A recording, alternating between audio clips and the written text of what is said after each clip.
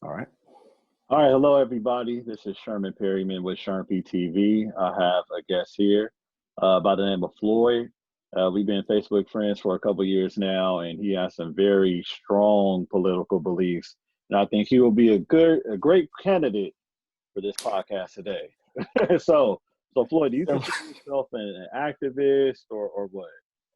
No, I'm no activist. I'm just, just have some opinions and views that I've kind of been able to cultivate over time, and that, in my opinion, I think I hope can be beneficial to the larger narrative or the larger discussion to help our people move forward.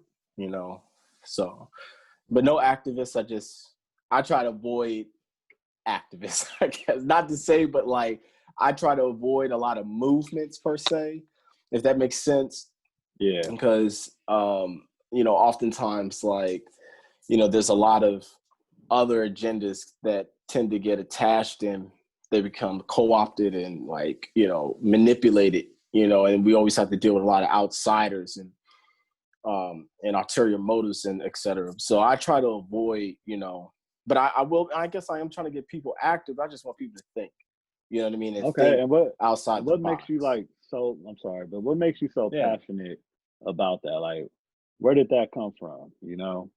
I think my parents and just just things that they had instilled in me.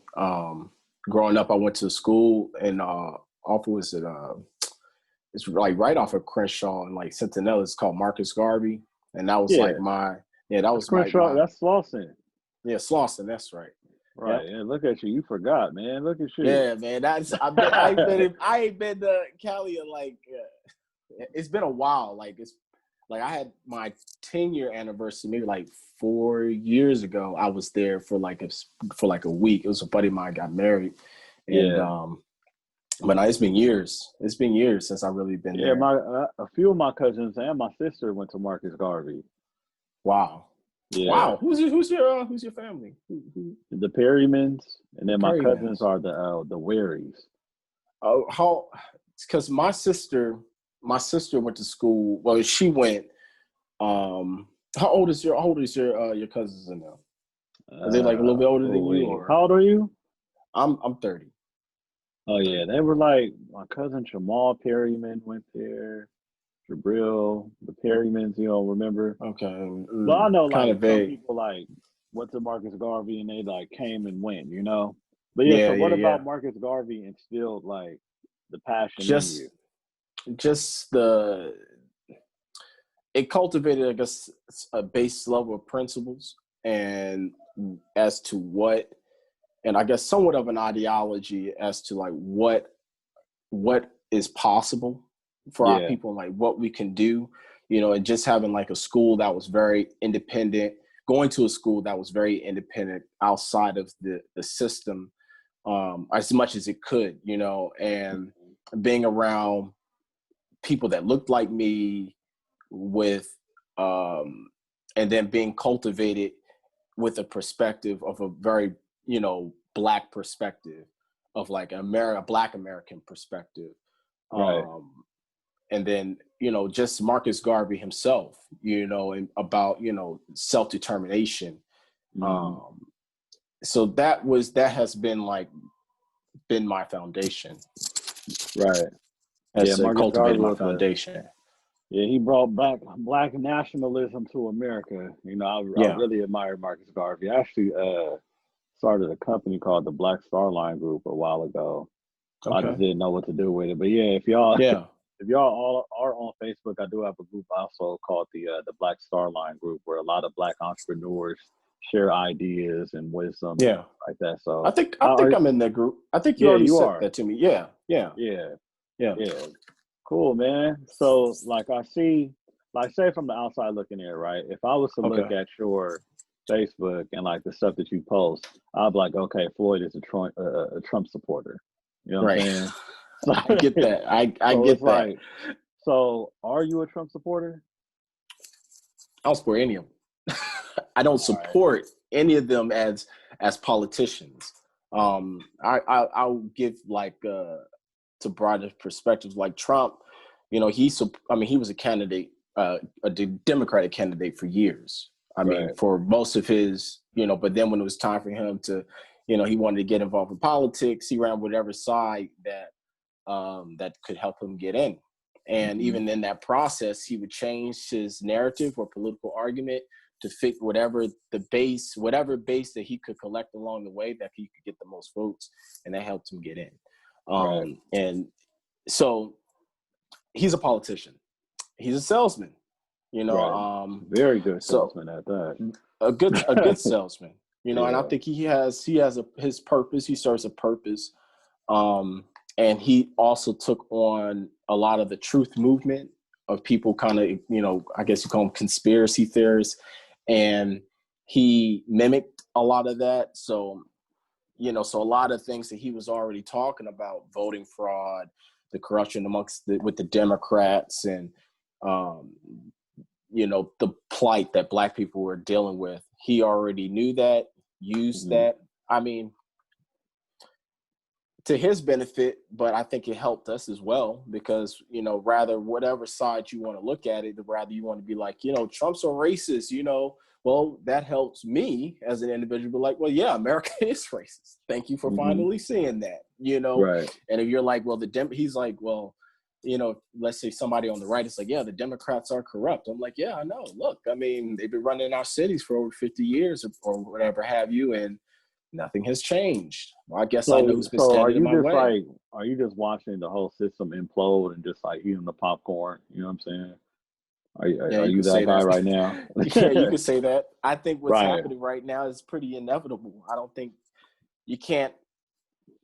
I think you can call it the controllers or they. I think they're in so many respects are trying to have like this controlled demolition. But I think this was something that was inevitable. They can't stop what's happening. So in their attempt to kind of shield themselves or portions of the society that maybe they hope to take with them in the fall, not take with them, but to kind of salvage, I guess, like a company liquidates, like a business, liquidating a company. There's some parts you sell off, some parts you might want to keep for yourself and take with you, or, whatever.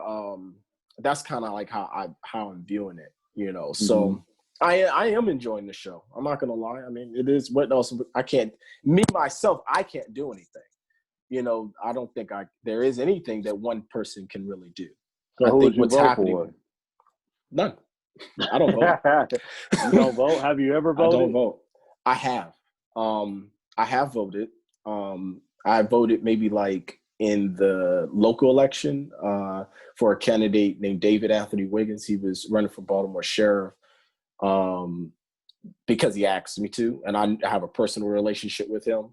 And he was like the only person. Have you ever voted for a president? I have. I actually have. This was around because I was 18, and this was like it was like 2008 when Obama got in there. But I didn't vote for Obama. I did not vote for what? Obama. For real? I voted independent. Oh, I okay. did. So during that time, you had Alex Jones. I was always into like YouTube and like MySpace videos and stuff like that. And there was a lot of, and I always kind of like follow conspiracies and conspiracy theory, I guess, or whatever you. And so I would follow like Alex Jones, and he would talk about the coming police state, and which is crazy because when Trump got into office, his complete narrative switched in fully supporting Trump and supporting the police state and the police and et cetera, et cetera, et cetera, which at one time that's not how Alex Jones' narrative was. He was about, independent, being a constitutionalist, being the shrinking of the federal government, exposing the liquidation of the United States back then, where, now he's become a completely different character. And that can kind of lean into just controlled opposition and how. Yeah, man, I've seen something of him. Like, I seen a video of him in Phoenix. It looked like he was trying to incite a riot or something like that. Like some type of movement. Yeah. Yeah, he's riding around I think he got like a Hummer or something like that. He rides around and he incites the crowd, because he's Alex Jones. So he has a large following, I mean, so I mean, he's controlled opposition, and he'll bring, and which is crazy. If you watch some of his segments, he'll bring people from military intelligence, from the intelligence community, guys like Steve Pachenik. If you ever get a chance, look up Steve Pachenik. Steve Pachenik is like, he calls himself just a peasant doing the work of the kings type of thing. He works directly under guys like Henry Kissinger. So, at any rate, but he brings on pretty high level people. He said, people from the Mossad and the intelligence community have stepped to him, to work with them. Guys who are supposed to be separating themselves from the deep state, which is their intelligence. Does the deep state really exist, though? Yes, there is a deep state. There is. Because like I've been seeing a lot of crazy stuff online, bro. Like people are saying that, people are really reptiles, and But that's further down the. I've looked into that. I don't really know. Like I even see something where like this guy was like swearing up and down that Michelle Obama was really a man, and I'm just like, come on. I try to stay away from that. I mean, I'm not gonna lie, I do kind of joke on it, but I don't know. But I know that there is this other world. There is a duality, or like just another world that these billionaires and multimillionaires live in a completely different world than we do. And they're initiated into a different world than we are. They have so much influence, and they have a lot of influence. And I mean, if you think about it smart, I mean, if you want to keep control of things, you got to keep control of the people who have a certain level of influence. So you got to make them play ball, That makes sense. And then they like to play games. They like to joke. They have a way of kind of joking on us, so it's not far-fetched that they'll have somebody play as like the first lady who's really a man. I mean, surgery, they've been doing these type of surgeries for years. But I don't know. I do know that the right has taken. I don't know. I mean, I've never seen her naked. You know what I mean? I do not know. But I mean, but I know that oftentimes those talking points are used in a fashion to kind of distract from the larger argument that we have these people that are running things with an illusion to keep the American people distracted, and I like, similar to like even on the basic level, how Obama was used. I mean, Obama was used as a distraction. I call like Obama and Trump are similar in the same fashion politically, because the same way that they use Trump for whites or the nationalists or people more on the right side, they used Obama in the same way, and now they just flip flop it, but the agenda doesn't really change. The mission doesn't change. It's like left, right, lockstep. You know what I mean? And they move the people in that fashion. And then they have people going, bickering, amongst themselves while they run off with the loot. Right. And you look at like the stimulus check. I mean, they ran off with the loot. I mean, and then like another thing is like, this is one of the reasons why the United States has a majority two-party system, right? And like other countries, they have up to like 4 to 6 parties all competing for president. Right. So do you think that like it makes sense to have, like, I don't know, I just don't feel like it's possible to get, interest only from 2 parties, and it makes people be like, okay, well, it's like, I'm more of a liberal in this way. I'm more like, I feel like everybody has some liberalism and some conservatism in them. Right. This is a liberal society. Right. This is a liberal society. But then, like, me living in the South and me living in California, like, I do see where, like, people are really conservative, you know what I mean? And then Yes. there are some people that are like really liberal. But I Right. just feel like I don't know how it's possible to like merge both of those trains of thought, you know, into Right. only like two parties, because it's like, okay, I'm liberal in some ways, but I'm also conservative in some ways too. But Right. you're just only giving me two choices, you know what I mean? Right. Like there's Right. no hybrids of like the liberals and conservatives, you know what I mean? Right. Because it's like, and It's then to be honest, you know, me being black my whole life, I do know that a lot of black people are very conservative. yeah. You know, Yeah. like very, very conservative. Like a lot, like we would identify, like to me, with the Republican Party more, like just based off of the values, if we weren't just so biased to the Democratic Party. You know what I'm saying? Agree. Agree. But Agree. then, like, why is it that just like black people, do you think that black people vote Democrat? Like, why are they forced? Well, not forced, but basically it's just like, if you're black, you have to vote Democrat. And if you're not, like, you know, in the words of Joe Biden, you ain't black. Right. I mean, and the fact that that man could say something like that and black people in ways still voted for him is scary. I mean, he pretty much can insult us to our face and he get a pass. Yeah, And, that you was. know, that's, I mean, rather you want to say he's joking or not, he ain't joking. These Right. people don't joke with us. They laugh in our faces, you know? Mm-hmm. It's, I don't know. It's just, we're living in very weird times.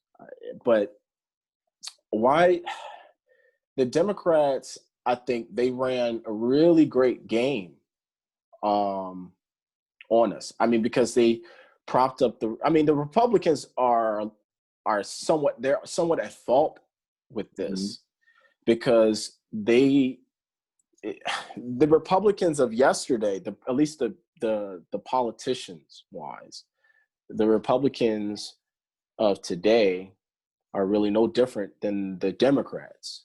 They aren't really that different. Now, the average Republican voter, they're not all the same. I mean, the opinions vary, and not all, white people think that we all should be enslaved and all this, that, and the third. I mean, let's be real. Every white person, even in the 1800s, didn't think that. Every white Right. person in the 1800s didn't own a slave.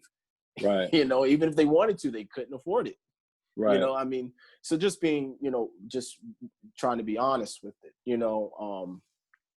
and that doesn't take away that we live in this racist society or anything like that. It's just the facts of the matter, but I think that like the Democrats ran a really good game. And I think it started, probably in, I could be wrong, but somewhere in the 60s, with, the Civil Rights Act and all the bills that they were able to pass, which was largely supported by the Republicans, which is even interesting. But Lyndon B. Johnson was able to take the credit for it.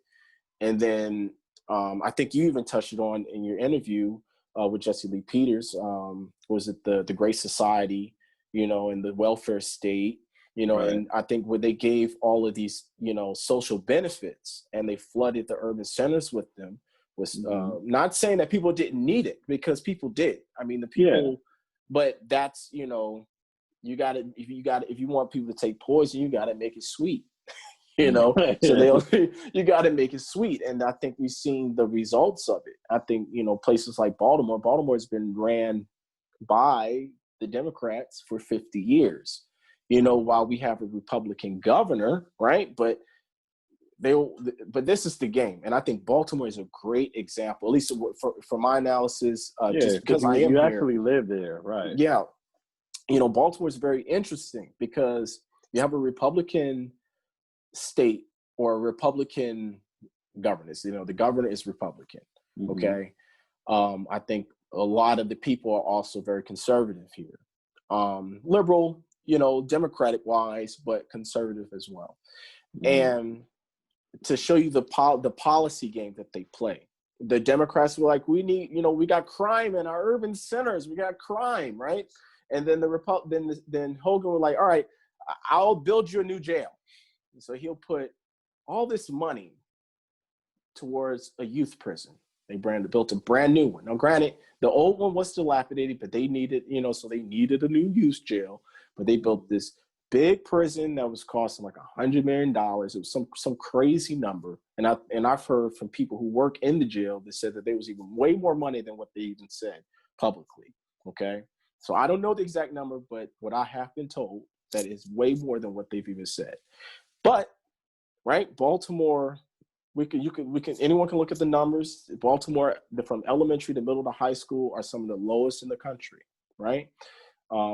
Reading, writing, mathematics, any of it. It's it's very low numbers, right? No money for schools. They can't find no money. Kids here go to school in the winter with no heat in the building.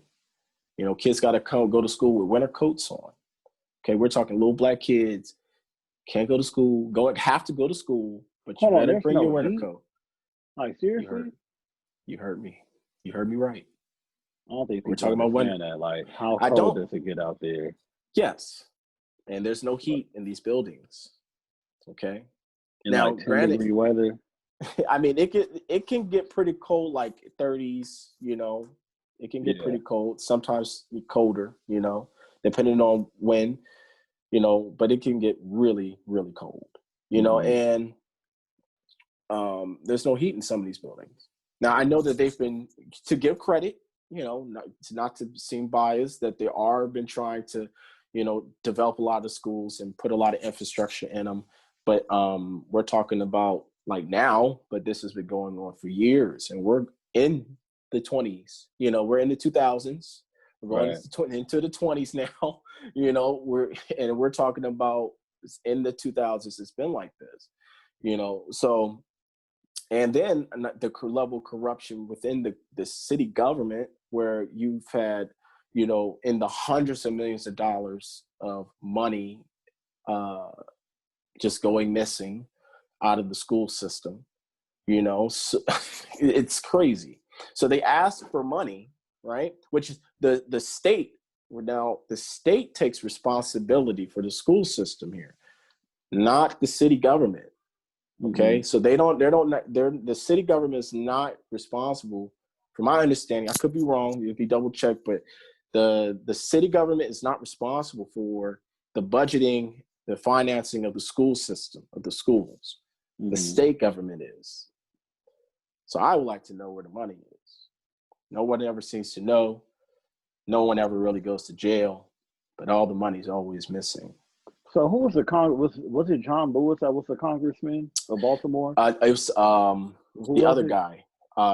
It's not John Lewis. John Lewis is George. But they look the same. I know who you're talking about. Yeah, they look the same. Right.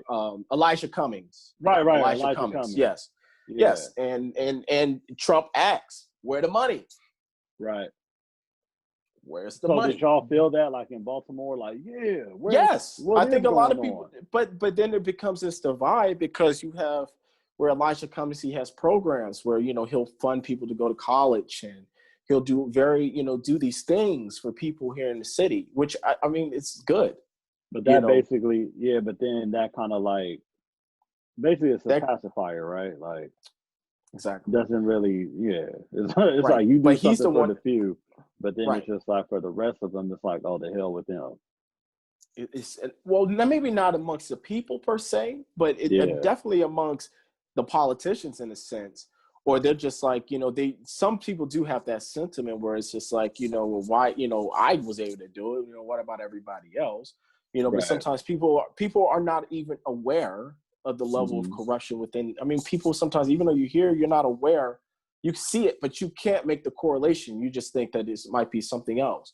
But, sometimes people can't identify who the they are. When we talk about even on the conspiracy level, like, we're always saying they control things, but people sometimes can't even identify who is causing the problem. Right. And Elijah Cummings was, where's the money? You're talking about in the billions of dollars. Right. Where's the money? And there are business and political factions here in Baltimore, and I guarantee this is across the board. In any large municipality across the country, that there are factions, business incentives to keep things the way it is. because you keep property value low. You know, you can be able to buy up a whole block, you know, whenever you want. It's like monopoly, you know, and they're not looking at people as people. They're looking at them as numbers, you know. So I have a question. Like, you know, we're from California, right? So yes. why are all of these Californians, like, they don't like Republicans at all, but they continue to move to these like Republican states, and they're having a great life in the Republican state? Like, I'm talking about, like, I've never met anybody that, well, known anybody that really like moved to Texas that wanted to come back to California. You know what I'm saying? Like, people moved to Georgia, Texas, Nevada, and Arizona, and before the election, those are heavily, you know, Republican states. You know what I'm saying? And they're living a great life. Like, they're saying they found a better job than they found in California.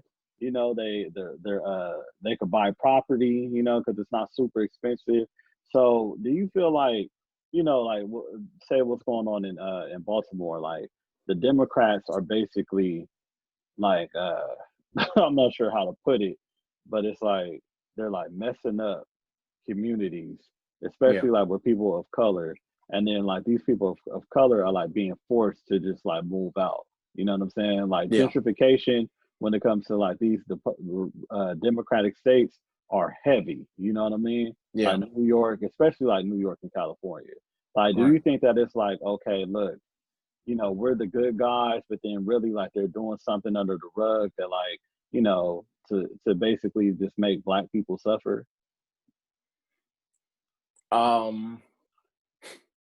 So do I think that they're doing it just to make Black people suffer? Like, is it like a certain level of hatred in a sense? Well, yeah, because it's like we're doing the worst to me in these Democratic states. I think I think there is amongst some of them.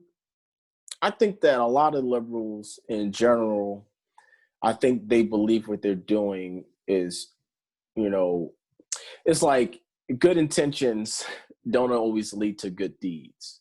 You know, you can have good intentions, like, you know, I mean well, but that doesn't mean that you're meaning well and you that is going to, the end result is going to be good for the larger cause.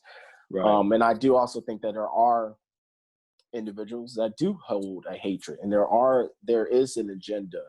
Like, I'll give you an example, like people like Bill Gates. You know, Bill Gates wants to lower the world's population. He said this many a times. This is like his agenda. You know, he thinks that, you know, eugenics and et cetera, et cetera.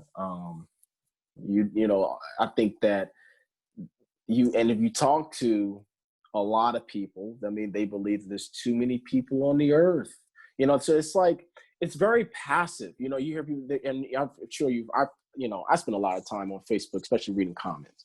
And you'll see a lot of people, they'll be like, oh, you know, there's way too many people on the planet. You know, overpopulation is also contributing to climate change, and, you know, why the climate and all this, that, and the third. And it's like, we're the majority on this planet.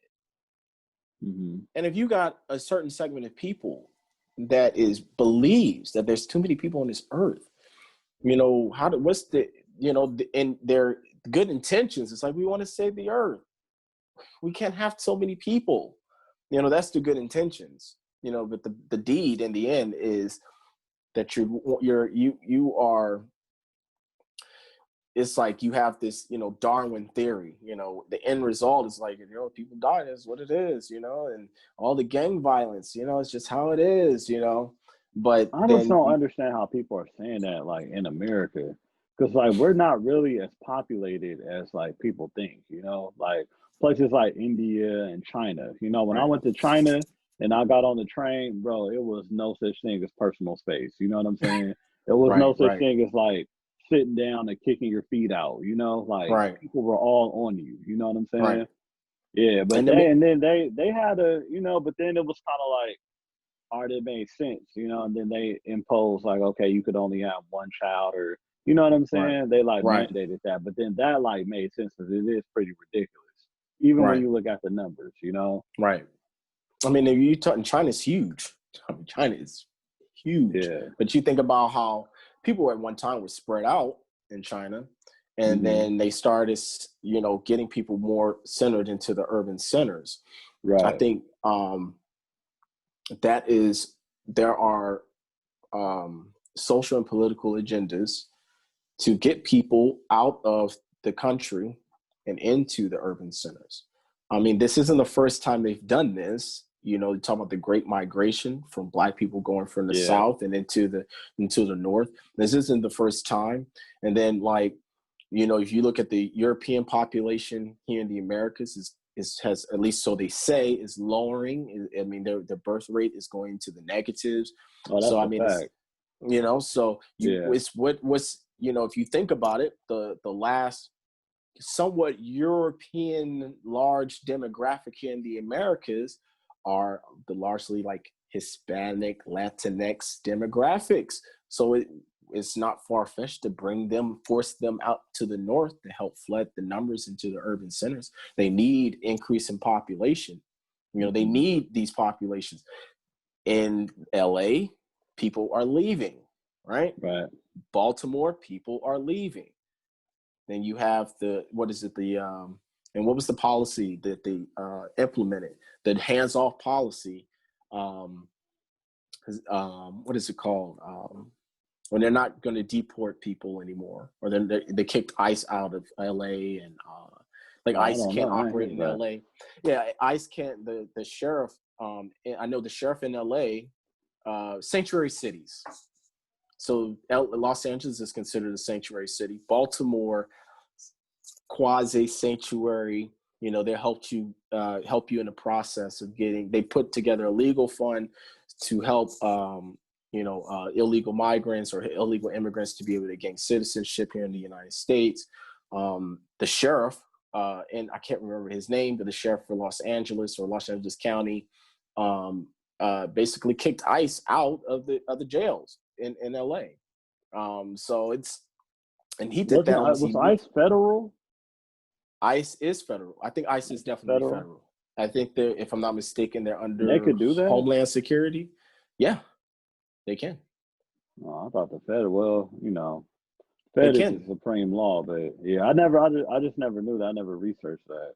Yeah. So, and that can kind of and it's funny because if you look at even when the excuses given for people like Joe Biden for, I hear excuses like, well, Joe Biden didn't make the states, support the 94 crime bill. I mean, there's some of the excuses that he gets is just absolutely ridiculous, but that one's my favorite. But I mean, if you're incentivizing and, he incentivized states to change their laws so they can get more money to flood their budgets with more money, more spending, so why would they not take it? You're talking about, and he even said it himself, this bill does everything, from locking you up for jaywalking, for walking across the street. They made life itself illegal, with that bill. And they specifically did target, but it's a lot of things. Joe Biden is clearly a racist, an open racist. He can't hide it. Every time he speaks, he can't hide it. But there is what an has agenda. He said that makes him clearly an open racist? What has he done? The 94 crime bill. Besides that, comments wise, or just what makes you say okay, this person is it? Because with the 1994 crime bill, right? A lot of Black people will say, okay, the Black Caucus supported it, and a lot of Black mayors and a lot of Black people supported it, right? But then it's just they probably just supported the notion that, okay, our communities are being run down by drug dealers, people in gangs, and, of course, the inner cities were terrible. But I just don't think that they knew the effect that it was going to have on Black people, They just, it's basically okay, I heard about it, but I didn't really read it. You know what I'm saying? Oh, they know. They know. Biden. So what else is it? Because Black people did support the crime bill. So is there anything besides the crime bill, right, that makes you say, okay, Joe Biden is clearly a racist? Anything he said or anything like that? I was said? Yeah. I mean, I gotta go through my Rolodex and probably do just a just to go through some more. But but I guess my favorite is that, you know, poor kids can be just as smart as white kids. I mean, that's like my favorite one. I mean, I think that's, I mean, that just shows you, like, I guess his perspective on he equates, you know, being poor, Black people and poor, anybody who isn't white is poor. And they have the same ability to be, you know, and he has to say, you know, in that, you know, white people are clearly the superior of intelligence compared to everybody else. But the segregated busing, I mean, which Carmela pointed out, which now it doesn't even matter, but the segregated busing so that people couldn't get access to better resources and, you know, from better schools. That's another one. And that's just policy wise. But I'm sure there's even more. But I know for a fact people like Clinton knew. I mean, Clinton, I mean, they say this conspiracy theorist, but Clinton in Neiman, Arkansas, when he was governor, was instrumental in helping the CIA bring drugs, bring cocaine and all the drugs in through Neiman, Arkansas, while he was governor. And he didn't do anything about it. He knew. And that was one of the major drug points that they were distributing all the drugs through the country. He knew. And that's known. He knew, and he didn't do anything about it.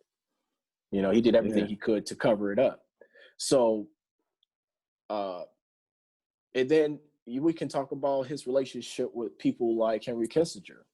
When Henry Kissinger was he a Secretary of State? No, he wasn't Secretary of State. He was, what was John Bolton's position? Remember John Bolton, he was, I gotta look that up. He was, National Security Advisor for, I think it was for Reagan and Ford or something like that. But he was in there for a while. But he developed an entire policy, basically a mandate as to how they needed to deal with the populations in the urban centers. And one of that was lowering those populations. So it's not far-fetched to connect the dots that all of these things that these people have been doing is a larger eugenics agenda to cause crime. You know, they brought in the drugs and then locked you up for selling it. Right. While also incentivizing the states to create like this police state to basically lock you up just for jaywalking.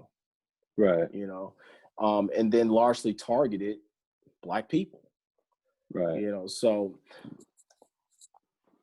Go ahead, no worries. But I know that, you know, Joe Biden, you know, people always say that, like, and I have heard this, that, you know, well, a lot of Black people supported the 94 crime bill because it was crime. I mean, you're talking about criminal delinquents and, you know, basically calling them animals and all this, that, and the third. I mean, that's already, you know, with a certain super predators too. Super predators, you know, right. So that they already have that racial undertone that, you know, that they already have about us. But and then we also like Black people ever since, you know, the inception of the United States have been unjustly, you know, abused in the justice system too. You know what I'm saying? Yeah. So it's like, if you do have a crime bill, we know exactly who we're going to use this on. You know what I'm saying? Right. But it's like, you could commit the same crime as like a white person and you guys will get two totally different sentences, you know? Right. So it's up to the judge's discretion too. Right. And that's another thing. I mean, when you have, which I found interesting that, and Trump keeps saying this, and I do want to say this about, you know, let me say this, and I'll get back to what I was going to say about the judges, because you bring up a really good point. There's two things we always say that we have Black people who are sellouts. So it's not far-fetched to think that a lot of those people were sellouts and just didn't care. You know, they want to solve the crime. Oh, you know, we need you to answer our prayers, you know. please give us something to lock up all these delinquents. We can say that, but then we also have, we have a large segment of our people who don't care about our people.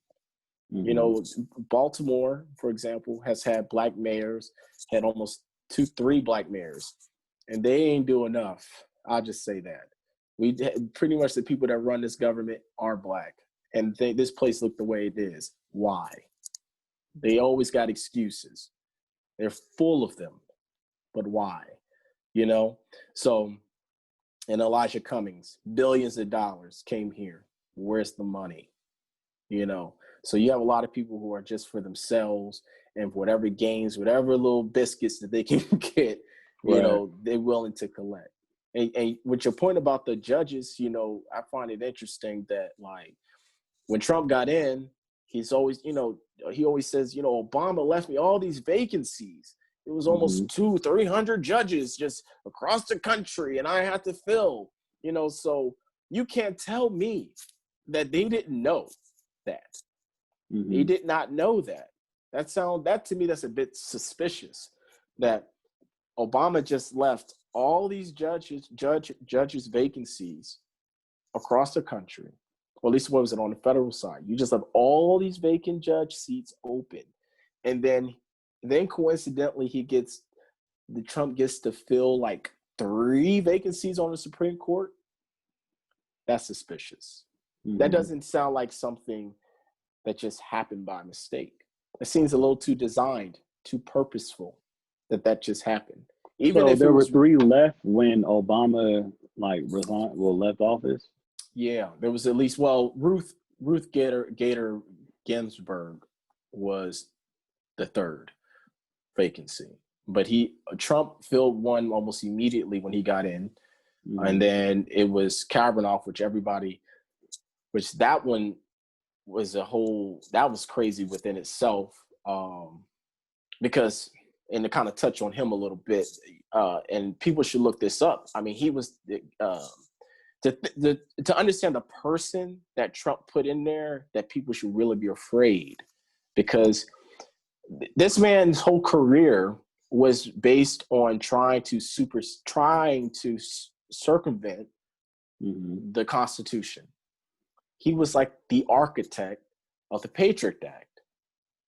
You feel what I'm saying? And the Patriot Act was basically created the surveillance state, which, and helped beef up the police state, right? Through Homeland Security and FEMA, and opened up new agents. It crossed the board. He was the architect for that. Okay. And this is the man that they put in. Now, instead of that being the focus as to what his position is on the Constitution, which it was not really largely talked about, the public was distracted on whether or not he raped someone in high school or in college. Now, you can't prove that. There's no way that, unless there was footage recorded, and nobody else really knew, at that point, it's just he say, she say. There was no real way, at least to my understanding. I could be wrong. I'm not a lawyer, but there's no way that they could have really proved that. They knew that clearly. I mean, they still put them in, but that would have been something that would have been more legitimate, that the American people should have known about, that this man helped create, the Patriot Act.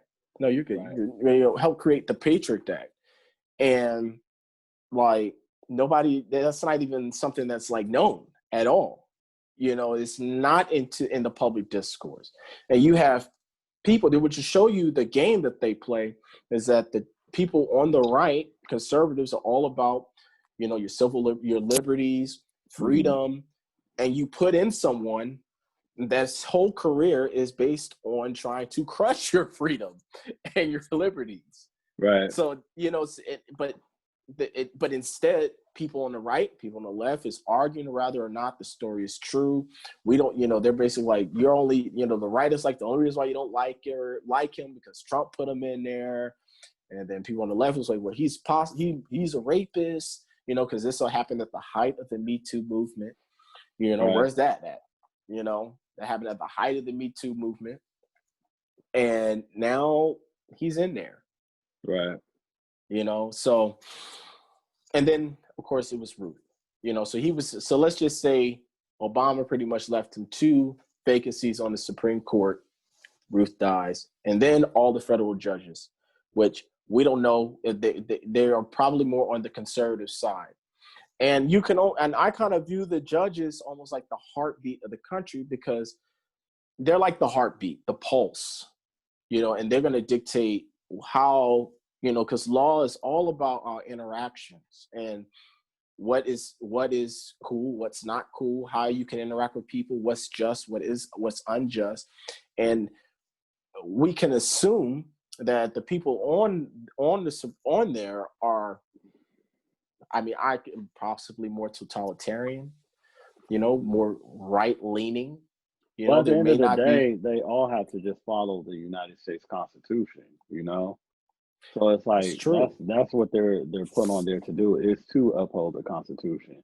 But it all depends on like how they interpret it as well, Exactly. And that's why they want Amy to be elected, because of how they think about how someone that's Catholic would think about Roe versus Wade, Right. Yeah. And if exactly, and it's all about their interpretation of the law. And we don't know how they could interpret it. Right.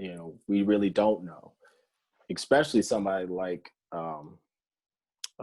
Kavanaugh. I'm worried, a little worried. That's the Patriots Act was crazy, and it basically made everyone in the country considered an enemy combatant. Yeah, that is true, because even like, the things that they ask to open up a bank account is different now. You know what I mean? Yeah. Like you have to go through hoops for that, and they'll say, oh, because of the Patriot Act, we have to ask these questions, Right. But then there is a law that basically says like you don't need an ID, or you don't necessarily need a social security number to open up a bank account. But now, since the Patriot Act came, it's like, oh no, now we have to ask this, Exactly. That's it. Right. That's but then also, did you hear that Amy was instrumental in helping get George Bush elected as president? I heard that, and Kavanaugh. This is crazy, because Kavanaugh, he was that was all during the Bush administration, right? And then I didn't know that, but I feel like I might have heard that, but I didn't know that. And but she was a part of that case with George Bush and Al Gore going to court. Right. And that was pretty interesting. So I was like, damn, Trump elected her at the right time, Right. What's the chances of that? Right. Which is crazy, which is why I always hated, which to me, that was like when the media, to show you how they play the masses, because they said Trump is an idiot. He's a buffoon. He doesn't know what he's doing. The masses really believe that. Right. They really think this man is incompetent. Even if he is, the man knows to keep certain people around him. The people around him are not incompetent. They know exactly what they're doing. And that's not by mistake. That's a design. That's a plan. Yeah, well, he comes from a line of people that are like very smart and talented in what they do. Like his sister is a federal judge. Nobody knows that. Like his uncle, John Trump, actually received an award by Ronald Reagan, for like, I forgot why, but I think it's like some type of science or something like that. Like his uncle was a scientist. Yes. He was the guy the FBI called in to study over Nikola Tesla's notes. Right. He's not. Trump comes from good stock. He's not. But the masses of us think he's incompetent. Right. And that's scary. That's pretty amazing to me, because like even Trump's kids are very talented people. You know what I mean? And they love him. His son, Donald Trump Jr., like I was listening to him talk after the debates on Fox, and he was a pretty bright dude, Right. I'm just like, damn, like even like some politicians, when you think about their children, it's like, none of them to me were ever as successful as Trump's kids. You know what I'm saying? Like, I've never Right. heard of any politician's kids being in any high regards. You know what I'm saying? Right. Like, nobody thinks about Chelsea Clinton at all. Right. You know what I mean? Right. Like, right. unless she has a baby or gets married or something like that. But all the Trump's kids are like, you know, like they're in it. You know what I'm saying? Right. And you don't hear about them getting involved in, not saying that they don't, but the media never puts out them getting involved with, you know, having a cocaine habit or being a crackhead. Yeah, they even got Malia. Was it Malia Obama? Yeah. Like she was smoking and you know, but you don't hear a peep about his kids. Yeah, but you don't hear a peep about his kids at all. Not to say that it's not out there, because I mean I haven't really looked, but that's something. Yeah, you know, that's something. And so I had a discussion right with my family members yesterday, and they were just like, "What did Trump do for Black people?" Right. Mm-hmm. So I know you know, but I just want to ask you this to get your perspective. Like, do you think Trump has done anything for Black people at all? Oh yeah. I think. What? I mean, I can't.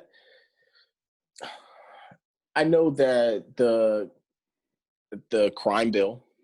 I mean, not the crime bill. Excuse me. The First Step Act. Yeah, the First Step Act. Mm-hmm. That was a good first step. I mean, him freeing all the people, being able to lessen people's sentences, those things are great. I mean, granted, I can't even begin to speak on that. I mean, that speaks for itself. But just the fact that the conversation started, you know, to get that is something that needs to be done. The unraveling of that crime bill, which took them years to really do. That wasn't just something that just happened, you know, but that crime bill in itself, like him being able to unravel that with the First Step Act is a first step of doing away with that, which is going to take years for us to really feel it, but it's happening. Man, you know? I didn't know. It's crazy how like people could get life for nonviolent drug offenses. I'm like, damn, you could get more time for that than a damn murder. You know what I'm saying? Right. And that just like amazed me. You know, like I really couldn't believe it when people. I'm like, so he got life for what on a conspiracy charge? Like what is going on? Right. Yeah. For selling the same drugs the government likes coming to this country. Yeah, and the same drugs they're selling now legally. Right. You know? right. And then now they're right now. You know what I'm saying? The pharmaceutical, you know, Right. It's kind of shady, bro. Like, and it's crazy because go ahead. Some of the painkillers, you know, have the same makeup as heroin. You know what I mean? And it's just like kids are like, nah, I'll just pop a pill. You know? Right. But what's happening with that? Right. None of them go to jail. Right. And these like people really have died, bro. And like, you know, they've died and they have to go to rehab over prescription medication. And I'm just like, damn, there's nothing, like no consequences. You know what I'm saying for that at all. You know what I mean? Right. It's crazy. And but then our people are in jail, you know, doing life terms for that weed. Same stuff. Yeah. You know. There's a guy I know that I read a story in Alabama. He's doing like life in jail for a marijuana charge. Man. Right. Now it's recreational. And now it's recreational. And don't even get started that you can't if you ain't got the capital to start that, you know, and a lot of us ain't got the liquid capital, anything like that to be able to get into that game. Right. Yeah, seriously. Because like I just actually talked to my friend and he was like, yeah, we need 200,000, you know, like back in the day, you just need a couple $100 to start off. Right. You know, but it's like, am I going to go to you or am I going to go inside of a place, you know, and buy it? You know what I'm saying? Like safely, no worries at any time of the day that I want. You know what I'm saying? Right. Which is pretty interesting, man, because like even the other day, you know, I was at the airport and I'm like, what the fuck? Do I smell weed? You know? And there's like people smoking weed outside the airport like it's a cigarette. And I'm like, whoa. You know? That's like, crazy. This shit is crazy. Like when I was growing up, if you want to smoke weed, it had to be the sneakiest thing ever, you know? Right. Like, park over here, you know, all right, chill over here. All right, let's go up here. You know what I'm saying? Right. And I Right. was like, people just doing it outside the airport. I was like, wow, like times have changed. Right. But something needs to happen, man. Like for all the people that got locked up for years, you know what I'm saying, off of these marijuana drug offenses, bro, they need something. Seriously. Right. Because And people there will lost be a no lot of time justice. of their life. They did. And black people put in the very man that started all that into as being president. Largely supported him. But then why didn't any of this really come up when Obama was vice president? I mean, when Joe Biden was vice president. I think it, well, we started about Joe Biden. Yeah. I think I didn't know any of this stuff until recently. And I was like, what? I think it was there. There was people talking about it, but it was not the larger narrative. Like for example, like reparations. Reparations was there. That was there. Yeah. It was there during the last election, during the 2016 election. But and you notice how that kind of has faded away, right? But that, that was even there, but that wasn't the large part of the larger discussion. I think just with time, it builds up momentum over time. Mainstream media kind of takes it on because they kind of add a nice little soft blow to things. They act as like a buffer, but it was there. It was definitely there. So what happened with it? At that time? The information? Well, no, what happened with reparations, I think Biden presented his plan, Trump presented his plan, and then Ice Cube presented his. So I think a lot of people kind of felt as if maybe you're talking about the platinum plan, recently? The platinum Biden plan. Hold on. So Biden. Biden presented somewhat of a plan. It was somewhat before, but it really wasn't even really targeting black people. It was targeting everybody else. Everybody. Now we're all minorities now, so it wasn't really specifically targeting us. But it was like, this is something for everyone type of plan, But they used that, and then I haven't heard of that at all. Yeah, and then so I follow Professor Black Truth and what's this? It's another brother name, but they have really Black Authority, but they have really good YouTubes, and they go through a lot of the policy stuff, which is why I really like their YouTube as it relates to us. And they'll go through the whole thing. And you can find Joe Biden's whole plan on his website. It's on his website. So what is the plan? Like, any key things that stuck out to you? Just adding money into the communities, providing better loans, access to loans, stuff like that. It was nothing that really stood out to me, to be very honest. Yeah. So how did you feel about Trump's platinum plan? I mean, I thought it was good, but I think that there might have needed to be a little bit more specifics. I did like let me pull it up. I did like, I mean, he was talking about trying to add more money towards farming. I mean, I am a farmer. That's my bread and butter. And it's farming. It's farming, yeah. Now you own land in Baltimore, and I don't own land, but I work as I've worked as a farm manager for urban farms. Right now, more like on the development side, so providing building infrastructure and grading and doing different whatever infrastructure projects that they need. I do that. Mm-hmm. And so I'm a project manager for a company called Natural Wind and Earthworks. Yeah. And we worked on 2 projects here in Baltimore, a farm called Bliss Meadows and another one called Strength to Love. And we built a couple greenhouses. We built an amphitheater on a terrace, and they built an amphitheater on the farm for Bliss Meadows. Mm-hmm. That's cool. But yeah, I really like it. I think that, like, you know, which is why one thing I liked about Trump's platinum plan, which I'm kind of pulling it up now, just was like, you know, the fueling capital for Black-owned businesses. I mean, and I think that's good. I think a lot of that stuff is good, but I don't think, like, the issue is not really loans. We don't need loans. We need money. You know, I think a lot, fuck the loans. I mean, you think Right. You about, still have to pay you know, that back. It's not free you money. still got to pay it back, you know, and Yeah. I mean, these are little things, but I think long-term they become bigger issues. That's what I was trying to tell people about the SBA. I'm like, bro, it's not free money. Those are Right. loans, you know, Exactly. and you don't want to mess with the Fed when it comes to owing them money. You know what I'm saying? Right. Like, that's the last loan company you probably want to mess with. Right. And I mean, I don't know a lot about it. I'm to be honest, but I do know, you talking about loans, that ain't money that you just don't want to mess with loans.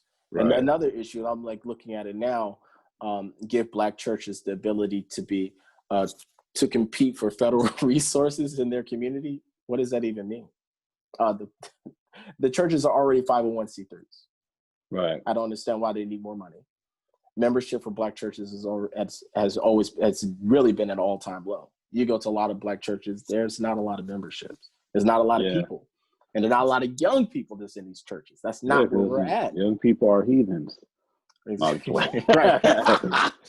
Hey, no, I mean, like, seriously, like, people, man. like, when I was growing up, I went to church, you know, every Sunday. Like, I guess, like, our generation is like, we'll watch it on YouTube, you know, or I don't know. It's like, I don't feel like it's really there. Well, also, church was like a social environment too. Right. You know, and we're not there. But then it was social. Like, people went to go see their friends, and you know what I'm saying. It was a community. But now, like, since we got the online community and people online are spreading the word and stuff like that, you know, like, even the church I grew up in, it's like they go live on YouTube and Facebook now. You know what I mean? Right. So I feel like that's needed, you know? Right. Nobody is going in right now. Right. Yeah. Another one is the immigration policy. Who does that help? I mean, I know we could think like Africans, okay. But that's when we talk about immigrants, we know who that helps. That's not bullshit. You know? Exactly. Okay. So what is that doing in this plan that's supposed to be helping Black America? You know, they like to throw in those little benefits for everybody else into our larger plan, and everybody else end up benefiting. When they're talking about these loans and access to capital, that isn't just going to be for us. Yeah, you know what? What's crazy, bro? It's like, I was a part of this minority program, right? And basically, it's just like the real estate program that targeted minorities.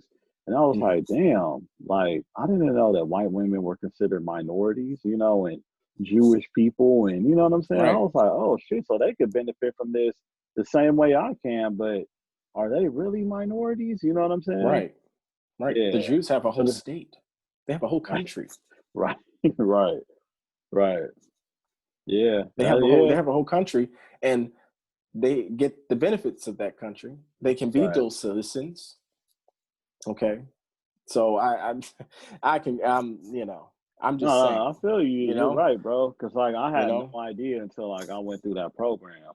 Because every time I thought of minorities, like the first thing that came to my mind were like, okay, Blacks and Mexicans, you know, or Black and Hispanic. You know what I'm saying?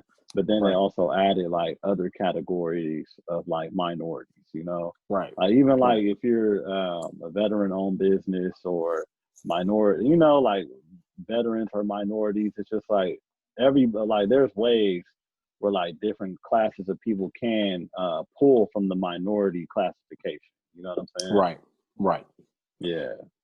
Now let me pull up Biden's plan so we can do like a little quick comparison. Because I was looking at this, I'm like, I mean, this is pretty much the same thing. Hold on. The only difference is he doesn't explicitly use Espanol. He doesn't explicitly use Black people like Trump kind of flirted with in his plan. Hold on real quick.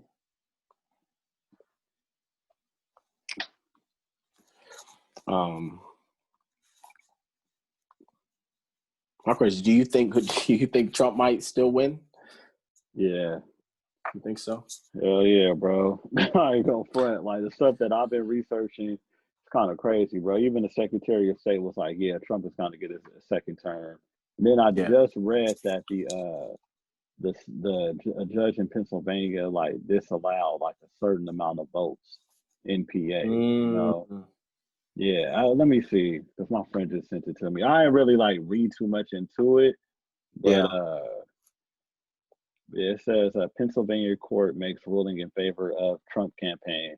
The judge ordered that the state may not count ballots where voters needed to provide proof of identification and failed to do so by November 9th. Interesting.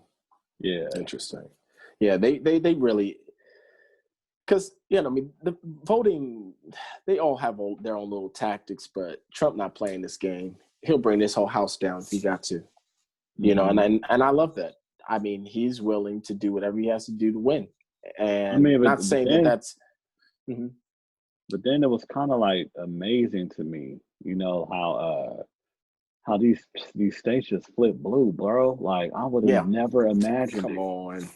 Georgia, Pennsylvania. Like, come on, man. Like after he was just like Joe Biden, after he put out a video saying that Joe Biden was gonna disallow fracking and how that was like one of their main industries, I was like, oh yeah, he completely lost Pennsylvania. But then like when those states started to turn blue, I was like, what the hell? Like I was shocked, bro. I'm like, I know there's certain people that like don't like Trump, but then there also is like a secret group of people that's just like, yeah, we want Trump to stay in office. You know what I'm saying? But they're just not as vocal about it, like as the radical Trump supporters, you know what I'm saying?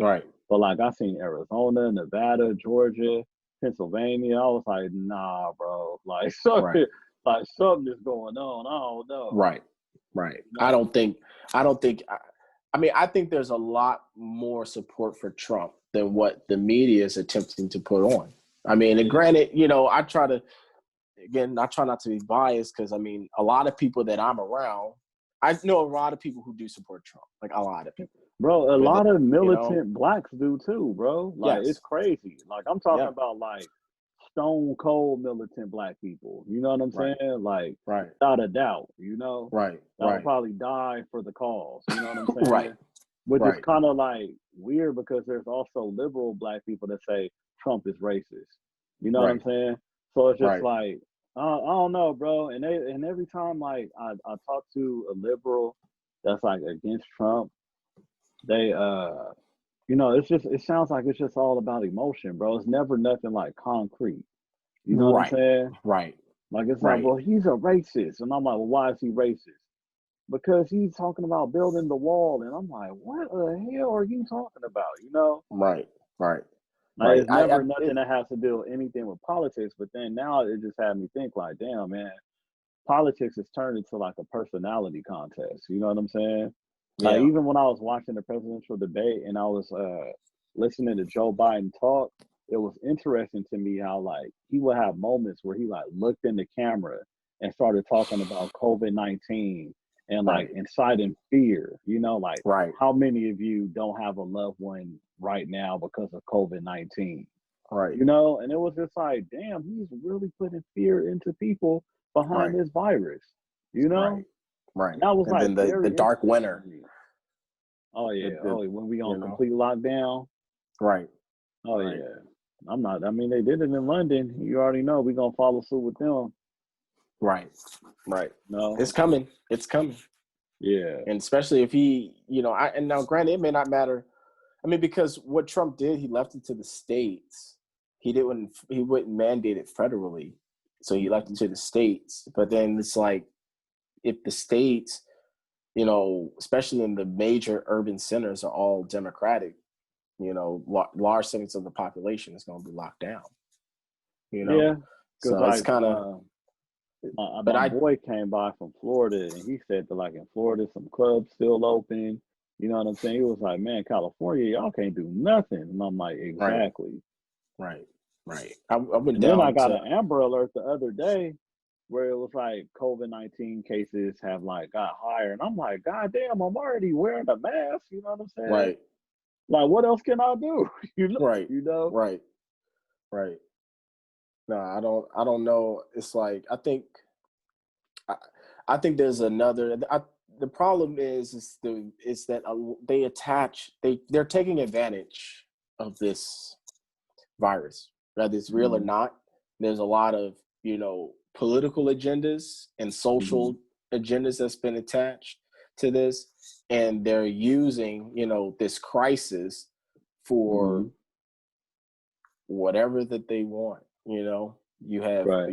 Simulation 201 that was hosted by John Hopkins, the Bill and Melinda Gates Foundation, where they simulated back in September of a mock coronavirus, COVID-19, and what that would do, to transform the country. And then you have the dark winter simulation that they did back in like the early 2000s. That was like, I forget, that was like the swine flu or something like that they based it off of. Yeah. That came up with the same results. So they've been running these simulations, and then the contact tracing and I don't know, the total surveillance state, the biometric ID. They have all these, ID 2020, Real ID Act. the Real ID Act, Yeah. and then the census happened the same time this year, right when everybody's supposed to be locked down in their homes. Man, they're it's calling kind of people about interesting. that sentence too, like cold calling. Yeah, I'm like, what? Yeah, it's a lot. It's very fishy, and the timing is just too perfect. Right. It's just too perfect. Right. So what do you feel about like the state of Black America like right now? I don't even know, man. It's like I've been trying to think about it since you posed that question. I'm on one end, I'm very hopeful, Yeah. But the media has a hold on a lot of our people, like a lot, and this whole Biden win, like they created like this artificial hatred for Trump and placed him. See, this is why the country's racist. Trump made the country racist. Like the country wasn't racist. Remember, we had Obama in office. We had 8 years of no racism. Right. And then Trump came in there, and now we're racist again. Right. But if you put in Kamala Harris, I know Joe Biden got dementia. He's gonna die soon. But you're putting in Kamala Harris, not Joe Biden. She's Black. She's gonna make the country not racist again or sexist. Mm-hmm. So people are voting in off of these narratives and themes, and nothing is changing. Right. If you look at even under Obama, and that was the rise of the Black Lives Matter movement, right? Mm-hmm. And like those killings by the police didn't like increase because Obama was in there, or they didn't decrease. They pretty much, they might have even increased. Matter of fact, by some numbers, it's probably about that. So what did Obama do? Obama, especially what happened in Baltimore, he called the kids out here thugs and criminals. So, I mean, he's speaking on the same language of these white racist Republicans. Even he referred to himself as a moderate Republican in several interviews. And that's something to note. So this man's ideology, a moderate Republican. That's what? Quote, direct. Obama quote. Said that? Yes. Yes. Damn. He didn't even review himself as a Democrat. He viewed himself as a moderate Republican. So this shows you the kind of the ideology and political, atmosphere that the country's kind of in, is that somebody even like Obama, who's viewed as like this Democrat, very liberal, he views himself as a Republican. Mm-hmm. You know, so that's something to, you know, keep in mind. But like, but Black people have, I kind of was hoping that like, okay, maybe, you know, Trump got to get the game, but there a lot more people are getting it. I will say that, like, a lot more people are starting to like, yeah, you know, this system is fucked. You know, it has nothing to do with Trump. You know, they look into some of the positive things that Trump has done, which he has. But, you know, also I will say, you know, some of his rhetoric has been dangerous and has helped prop up the arguments on those who are on the left, you know. But all in all, he's not the problem. You know, the country, the country itself is sick, and the society is sick, and he's like the NyQuil. You know, he's just pulling it all out, you know, but it's not really like him. He's not the problem, you know. And I don't think that a lot of our people are seeing it. And the kind of the proof of that is the crazy number of support for Joe Biden. And well, let me pause you real quick. So, okay, you know, we always, well, I say a lot of Black militants always have known that the media is dangerous. You know, like even Malcolm X has plenty of quotes about the media, right? So how do you feel when Donald Trump would basically criticize the media with terms such as like lamestream media and fake news? You know, do you feel like he's just doing something where it's like, okay, hell yeah, you know what I'm saying? Yeah, I mean, I thought that was awesome, but where I think things kind of went astray, because I agree. I mean, the media is largely fake. I mean, they do propagate nothing but lies. You know, they kind of take some truth, spin it up, and mix it up with whatever narrative and story that they want. But the problem is, now, granted, even if it's for his own benefit, you know, that's what I'm looking at personally is how that narrative has been flipped to attack the truth movement and people in Black media, right? Because what did they do? They said, well, the response was, well, you know, the Russians, you know, a lot of these people that have these different opinions from the Democrats, that it was the Russians, and the media was able to push that, and they believed it. So then now, right, when I make comments on Facebook, and granted, I can kind of get it because I don't put like my real picture, right, on my Facebook, right? I'm always putting a different picture, and it's really just a different theme. Okay. Yeah, it's a troll account. I get it. It's me, but I'm trolling, right? But I'm also not like, and even that, like, I'm like trolling, I'm trolling, but on a comedic level, I'm giving some, I'm trying to, like, through laughter, like, depending on where your sense of humor is, I'm giving some truths, you know, some deeper truths, or what I think is deeper truths, and trying to give also trigger people on a certain level so I can get a response, and I can, you know, people give some really good, I get really good feedback in my comment section.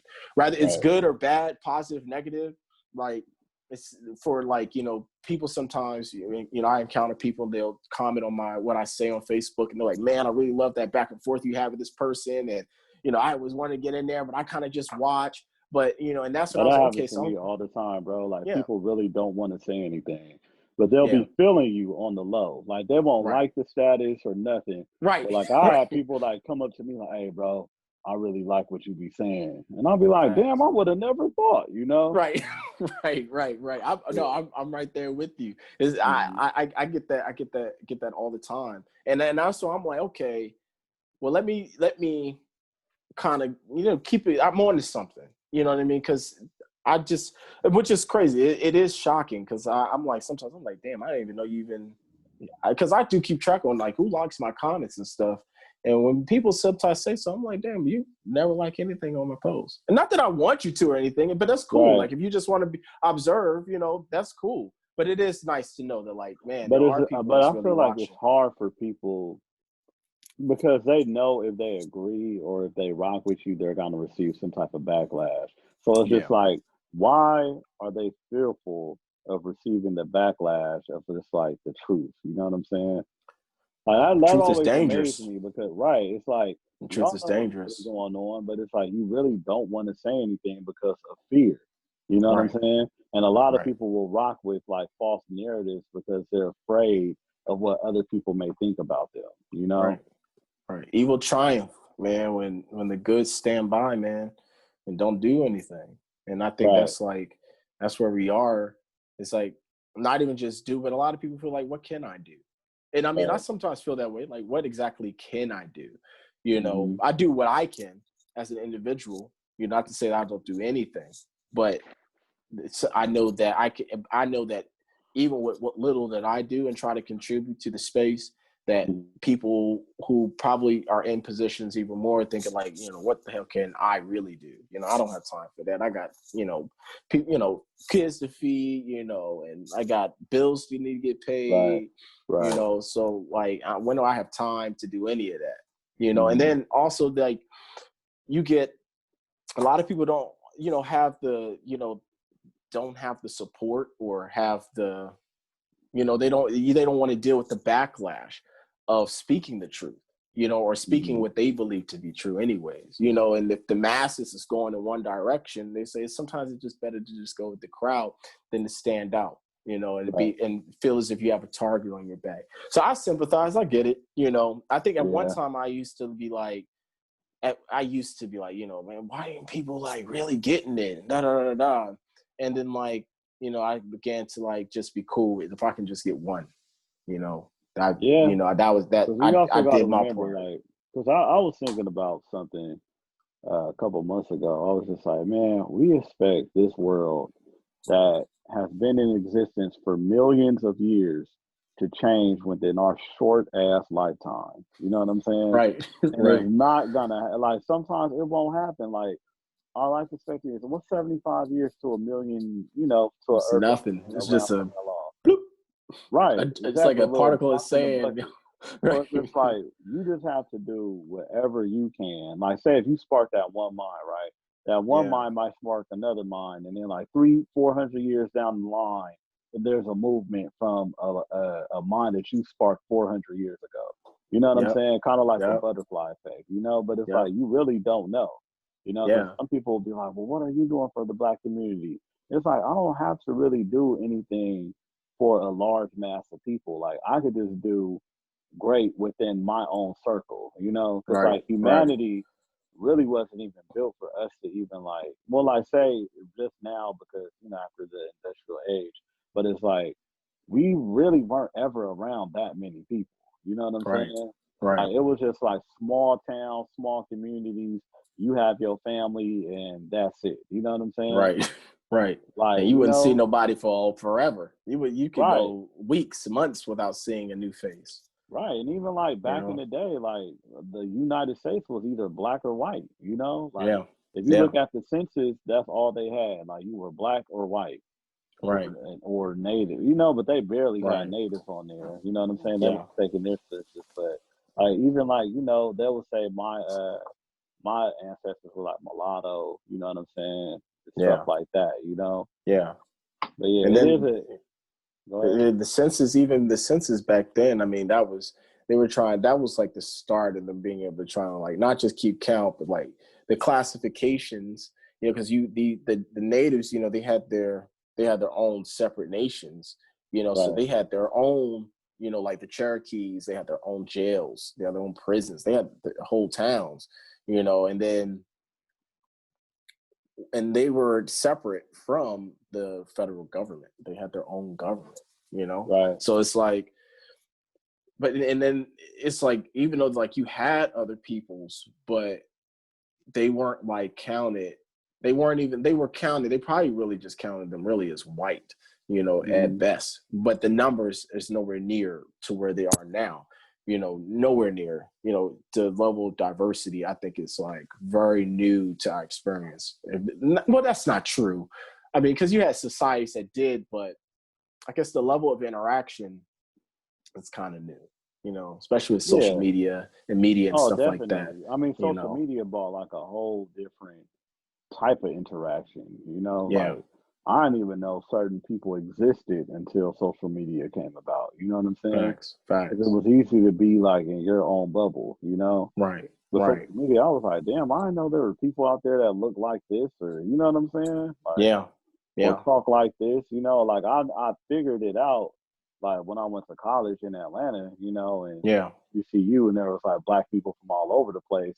But the only black people I knew were like from Chicago or LA. But I'm like, oh, okay, so you know, black people are different in different places. You know what I'm Yeah. saying? Like Yeah. totally different, you Yep. know? Yeah. But it's like It's we crazy. feel like we all are the same, but we all are not the same, bro. Like, Nah. Nah. like I You like can. Baltimore Yeah. dudes, like DC. You know what I'm saying? I was like, oh shit, I just would have, you know, as soon as I would have hear an East Coast accent, I would have like, oh, it's the East Coast dude, and they're all the same. I'm like, nah, they're not. You know? Right. Right. Dialect is different. The way people talk, like it's funny because like in Baltimore, just the way people talk from Chicago to Baltimore, one word can have a completely different Man, meaning. bro, even like You New know? York and Jersey. Yeah. Like Oh, I could damn crazy. near pick up like a New York accent and a Jersey accent. You know what I'm saying? Yeah. Yeah. Yeah. That's Like it's crazy. crazy like how Jersey like they talk kind of like lazy, you know, from the back of their Yeah. throat, like, yeah, I'm from Jersey. You know what I'm saying? And Yeah. like New York is like way more aggressive, you know, and I'm just Yeah. like, damn, this shit is it's crazy, bro. Right. And You they know? right across from each other. Exactly. Yeah. Yeah. Exactly. You Yeah, know? very diverse. We're not the same, and our ideas are not the same either. Right. Not to say that like, you know, and even politically, I know we're not the same, No, not at but all. not at all.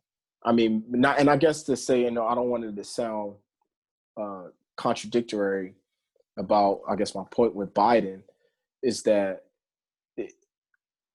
not to even say that all black people, because a lot, I mean, personally, I don't vote. I mean, I don't know if you vote, but No. I know that a lot of black people I know don't vote. A Right. lot of them don't really participate. And I know a lot of black people don't vote. A lot of black people do, but a lot of black people do not vote, and Mm-hmm. so at least amongst the voters, that a large segment of them, and the numbers, they always play with the numbers, so it's not always true, and so from the interactions of people that I do talk to who say they have voted for Biden, I guess to get my I guess, so anybody who's listening to this can spot my possible bias, that my interactions with people who say they voted for Biden, or my feedback that I get from Facebook, from Mm-hmm. people who say that, at least they're expressing their opinions on why they're voting for Biden. And, Right. so it is, for the large segment that does exist, or the group that is, that's a very, it's dangerous. I think it's somewhat dangerous, Is it because it dangerous brings because in, of like oh go ahead, go ahead. it's like the same trickery that they used for Obama. Mm-hmm. The same type of thing. Well, he's a black guy, so racism will be over. Right. Voting Kamala Harris. She went to a HBCU. Duh. I mean, no Right. thinker. You should vote for her. Right. And a lot of, and I can imagine a lot of the black people that voted for her, you probably are, somewhat, left leaning, or, if not because she went to a HBCU, that they would support her, and I understand that, but what is her politics like? Mm-hmm. What does her track record say? What has she done in the past? Despite, let's even move all the because sometimes people get all caught up, the race issue, and they get all caught up in it, and they're like, well, she's a black woman, well, what did not even now, despite like how she treated black people, like what was her policies and how did it affect people, I don't you know, know man. I feel like a lot of us just look on the surface and then just go with that. they You know what I'm do saying? they Because it's do like they do it's like what glitters is gold. You know what I'm saying? right Because they'll right say like I heard people say, well, she's black, you know, and she went to Howard and she's an AKA and right blah, blah, blah. But I'm just like, okay, but I mean, she's not a African descendant of slavery, you know, or an exactly American Or in America, Exactly. into slavery, like her parents were immigrants. Her dad is from Jamaica. You know, Right. and no telling like what classification did her dad have in Jamaica. You know what I'm Right. saying? Right. He probably Right. did because there were a lot of Jamaicans that didn't even say that were upper class and didn't even consider themselves to be black. You know what I'm saying? Exactly. And then I Exactly. just also look at it, I'm like, damn, like if she was like, and then her husband is white on top of that. But then it's just like if Obama would have had a white wife, they would have been on his ass. Like I know He, that for a fact. for a fact. For For a a fact, they fact. would have been like, "Oh, this and this, he Right. married a white woman." But it's just like Right. none of that matters when it comes Right. to Kamala Harris at all. None of it. You know, and None of it. honestly, I mean, I was surprised. Like when I first saw Michelle Obama, I was like, "Oh, he got him a sister." You Right. know what I'm Right. saying? Like Right. undeniably black woman. You know Right. what I mean? Like Right. ain't no, oh, you got any of this thing? Like, no, that's a black woman. You know Right. what I'm Right. saying? Right. Right. Right. Like And from and that was, and I think that was the everything. smart, politically, that was smart, because they couldn't deny, they couldn't, like, there was no angle to, like, to come at him. But I Yeah. think with and I try to stay away from the gender stuff, but I mean, I just got to be truthful. I think that sisters get a pass. They get a major pass when it comes to Oh, certain definitely. certain things. Because I just don't want to. Because I think sometimes even on Facebook, I kind of go in on the gender stuff, but I don't want that to be too distracting. Because it can be. But Oh, it's the that's truth. very. It's like a You war, know. bro. It's always. It just seems like there's always something for you to be versus somebody else. You know what I'm Yeah. saying?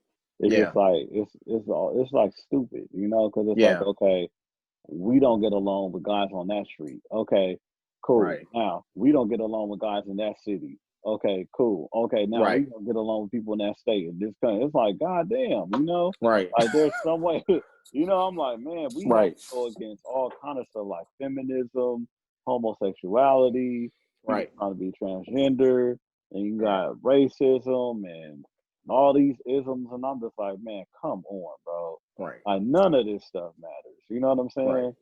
Right. Because Maybe like, people because I always, remember watching. No, I remember watching Ice Cube's interview with was it Vivica A. Fox, or what was I didn't see that. yeah, it was. I watched some of it, and she was like talking about his plan, Hmm. and she was like, well, what about what it doesn't say anything about, it doesn't say anything for black women.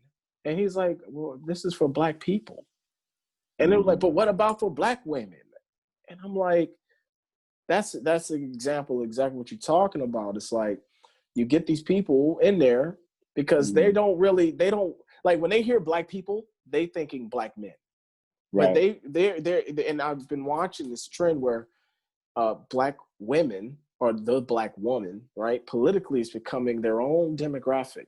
They're Hmm. separating themselves from the masses of black people, that they are having their own little house all to the side to themselves, and they expect an agenda separate from everyone That's else. because the black family is low key destroyed, bro. You know what I'm saying? Right. Because it's like Definitely. black women are damn near meant to be single in this world, like single mother, single this, single that. You know what I'm saying? Yeah. So it's like they're in a class of their own because of that. You know what I Yeah. mean? So I Yeah. feel like that's probably why, like, Vivica Fox is probably doesn't have a man. I Yeah. didn't hear about it. I You know, don't, I don't know. Yeah. yeah, Yeah. she's a single woman. So it's Yeah. like she's probably like, but Ice Cube is married. Been married for years and has a family. So he's just Right. like, what the Right. hell are you talking about? Like, Right. but his perspective is different because he actually has kids. He has daughters, he has sons. You know what I'm saying? Right. Right. So Right. it's just like, yeah, but then it's like I mean, black women are some of the most successful entrepreneurs. They're the Yep. most educated in the country. You know what I'm saying? They're very Right. powerful people. Like it's easier for a black woman to get a job way faster than a black man. You know what I Right. mean? And that's a known fact. So it's just Right. like, where are they getting? Like I don't know. Like I just don't understand like why they think so low of themselves when they're really like higher. You know what I'm saying? Right. Than what they actually perceive themselves to be. You know what I mean? Media. Yeah, because I I'm think it's like, largely damn, like media. y'all are some power. Like I think very highly of black women, bro. Like Yeah. very high. Likewise. You know what Likewise. I'm saying? So it's just like say like it was one time when like I got into it with some people on Twitter because this young lady had got killed by her boyfriend, right? And I was just like, damn, like women need to take precautions for this type of behavior, right? Right. And then like this girl was like, well, how come you don't tell black men to stop killing black women? And I'm like, what? You know what I'm Right. saying? I'm like, Right. I did, bro. And it was crazy because she had so many people like on her side and was like, yeah, yeah. Right. You know what I'm saying? Right. And I'm just And like, then you bro, have then you have the yeah, like, guys bro, that it was was like, supportive. yeah, it was It's like crazy. people that was like, yeah, I blocked him too. Like, oh, I can't believe he said. I'm like, bro, I only have so much room to say something. You know what I'm Right. saying? But then it's just 150 like, characters, man. yeah, but it's like, am I not saying something that's just like helping black women survive? You know what I mean? I didn't Right. say like, oh, she should have never did this or she should. I was like, nah, like we got to take precautions, and that's what I would say to my daughters. You know what I'm saying? I Right. won't say black men. I'll be like, nah, baby, this is how you need to function in this society to survive. It was more so Right. like I'm a man, so I think about protection first. You know what I'm Right. saying? Like Right. if a man was to do that if I was to see that, I'll react. You know what I mean? So it's just like, Right. okay, if I'm not around, more than likely I won't be, or when, things like that happen. So it's Yeah. just like, in what ways can I protect, this woman, you know what I'm saying? And so that won't happen, but it's more Yeah. so like, okay, the way I could protect her is by making her aware of what's going on and to like, basically it's just like before it happens, we can stop it in some kind of way.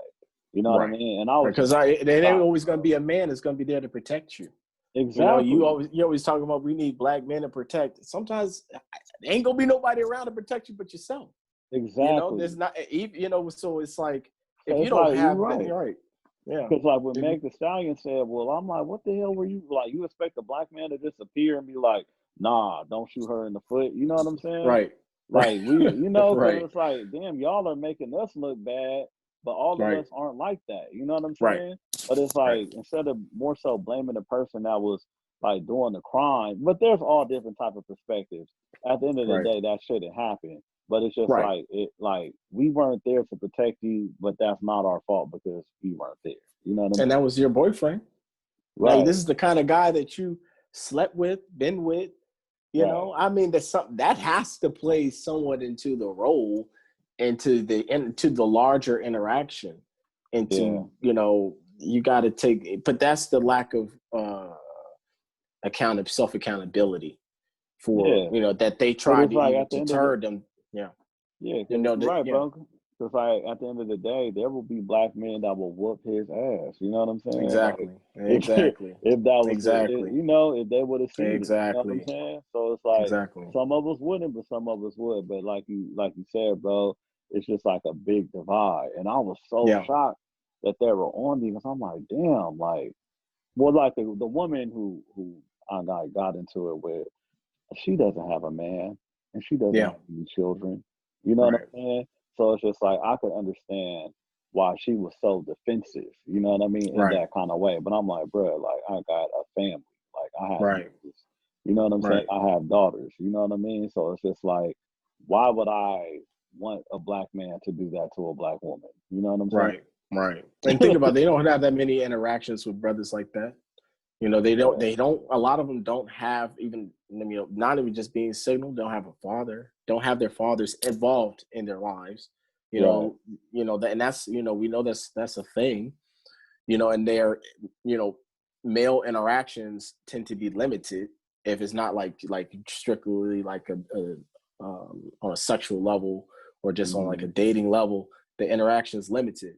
And then you have media, social media, definitely where you there is a lot of reinforcement of negative opinions about black Right, men, and right, it's overwhelming. You can go to any of these quote unquote black major media sites and they're constantly reinforcing the negative stereotypes about black men all the time, you know, Right. and that Black men are the ones reinforcing the negative stereotypes about Black women. You know, Right. like the one article where it was a brother who wrote this. I can't remember his name, but it came out, I think, in the Huffington Post. And they said, Black men are the white people of Black people, or something like that. They're like the white people of Black people, you know. And so and then you have, and you can't forget, like, and that's a touch on, like, you have Black men who are, you know, that have very negative views about Black masculinity, and they also help support, you know, that narrative about Black men. Yeah, And I've seen it for negatively sure. reinforce it, you know? I've seen it for sure, bro. But then it's like, I mean, we just got to know that everybody's not going to agree. And you are going to, but I do feel like the alpha males are being attacked like no other. You know what I'm saying? Which because alpha males are the ones that are going to do the protecting, right? You know? Right. You know? And they, and yeah. Yeah, like they hold, you know, not to talk about anyone's sexuality or anything like that, but like the feminine Black men are more so like on the pedestal than like a masculine Black man. You know what I'm saying? Because it's like, I feel like me being a masculine Black man, it's just like I have to deal with way more, you know, as far as like society, you know? Right. Like even if you had like a deep voice, you know what I'm saying? Like you're looked at different, you know? Right. Because it exudes authority, and they have, like, the only authority that's allowed in the Black community is the police, and we see what that interaction, how those interactions lead, and they try to limit any real, you know, Black masculine authority, men in the community, and keep that on the limit, you know. And then it's like, you know, and then that kind of masculinity, right, is viewed as toxic masculinity. So if you attempt to bring in, and I sometimes play around with this, I'm like, I'll pull up a story and then I'll be like, oh, this is toxic femininity. And there's no such thing as toxic femininity. I'm like, what do you mean? If you show a story of a Black man killing his sister, and that's an example of toxic masculinity, then why is a sister killing a Black man or killing her children or something to that degree an example of negative, or, you know, of a toxic femininity? You know, so it's like these very somewhat vague, you know, words that's attached to these examples, or to these events, that they try to, when it's in the deeper meaning, is that they're really attacking, you know, Black masculinity, masculine Black men, and trying to keep them away from the Black community, because they're the defenders of the community. Yeah, but it's not they're the vanguard. Masculinity. It's just like some evil bullshit that somebody did. Exactly. You know what I'm saying? It's just evil. It's just evil, like on both sides. Evil. You know, that's right. Then, like, to be honest, like there are alpha Black women too. You know what I'm saying? Exactly. And like there are like beta Black men. You know, so it's just like, to me, it's kind of, everybody really can't be an alpha. Right? Everybody can't, bro. Like I know Black women that could run something. You know, and a lot of them do, because they were forced to be in that role. You know what I'm saying? But like alphas come in, you know, all races, you know, all sexes, all of that. You know what I'm saying? There's a woman, like, you know, that could shoot better than men, you know? That's right. I wouldn't say she's manly. I'll just be like, oh no, she could just do that. Like, you know, because a lot of people are against, you know, Black women playing sports because they don't want them to be gay or something like that. You know what I'm saying? I got a story, like my friend told me, like his sister was very talented, you know, in sports, but his dad was just like, nah, I don't want her to play those sports. She goes, I don't want her to be gay. She still ended up being gay, and she never played sports. You know what I'm saying? But it's just like, you know, it's like, it is what it is. You know what I'm saying? Yeah. I mean, because I guess because they, you know, the sports, you know, they sometimes, and I have noticed that with, I mean, not saying that this is always the case, but I think that there is a culture in sports. I mean, it kind of goes, I mean, there's a whole history on this, I mean, for why that is, but there is a culture built in with, you know, homosexuality. So I can get his perspective, because a lot of the sisters do be kind of, kind of, in that way. And I mean, I'm not saying that it's all like that, but I can understand why he would not want that, because he probably saw something in her that he didn't want to reinforce. But sometimes people are going to be people. They're going to be who they are. And if that is who they are, you can't, that's who they are. For real, nothing you can do about it, because you ain't going to have control of them forever, Exactly. So it's like, just do the best that you can, and it is what it is, Right. Hopefully they'll be what you want them to be, but if not, you just got to deal with it, Yeah. Sometimes they be better than what you ever imagined them to be. You know what I'm saying? Right. For real. It's just crazy, like, the human life experience is like, you never really know how somebody will turn out.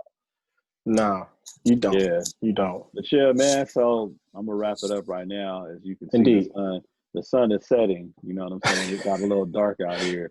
But True. yeah, bro, it's always a pleasure talking to you, bro. Yes, indeed. You're very insightful on a lot of topics. Thank you. No doubt. You got any last words? Hey, man, just keep fighting the good fight. And, anybody watching this, I appreciate you watching it. And I hope that our points help contribute to you in some kind of way, in a positive way.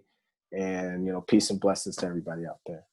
Good. Peace. Thank you for the invitation. I truly appreciate it, brother. No doubt, bro. And how can people reach you? You can find me on Facebook, man. You can find me on Facebook, Floyd Godsey. I communicate on there all the time. Or you can catch me on Instagram. My initials is FBGii, and you just hit me up on there, man. I'll hit you back. All right, cool. Thank you. Yes, no problem.